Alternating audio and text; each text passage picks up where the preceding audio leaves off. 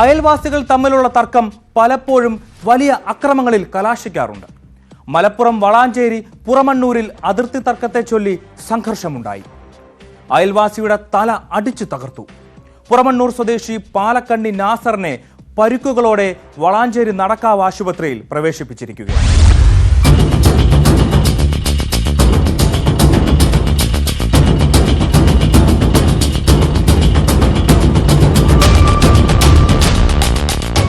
വളാഞ്ചേരി പുറമണ്ണൂരിലാണ് അതിർത്തി തർക്കത്തെ ചൊല്ലിയുണ്ടായ വാക്കേറ്റം ആക്രമണത്തിൽ കലാശിച്ചത്.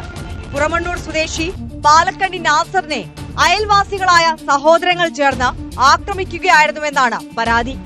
നാസറിന്റെ പറമ്പിലേക്ക് നിന്നിരുന്ന വാഴ ഇലക്ട്രിക് കമ്പിയിൽ തട്ടിക്കിടന്നിരുന്നു. അപകടം ഭയന്ന് ഇത് വെട്ടിമാറ്റാൻ നാസർ അയൽവാസികളോട് ആവശ്യപ്പെട്ടു. വാഴ വെട്ടിമാറ്റാൻ തയ്യാറാവാത്തതിനാൽ നാസർ KCBയിൽ വിവരമറിയിക്കുകയും അവർ എത്തി വെട്ടിമാറ്റുകയും ചെയ്തു.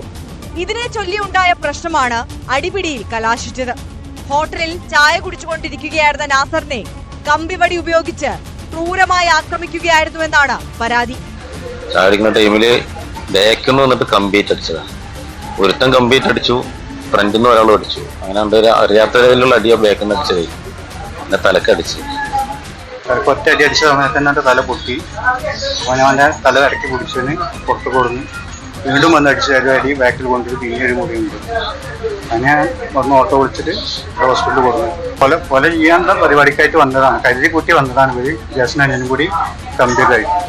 അടിയുടെ ആഘാതത്തിൽ നാസറിന്റെ തലയ്ക്ക് ഗുരുതരമായി പരിക്കേറ്റു. നാസർ വളാഞ്ചേരി നടക്കാവ് ആശുപത്രിയിൽ ചികിത്സയിലാണ്. വളാഞ്ചേരി പോലീസ് സംഭവത്തിൽ കേസെടുത്ത് അന്വേഷണം ആരംഭിച്ചു.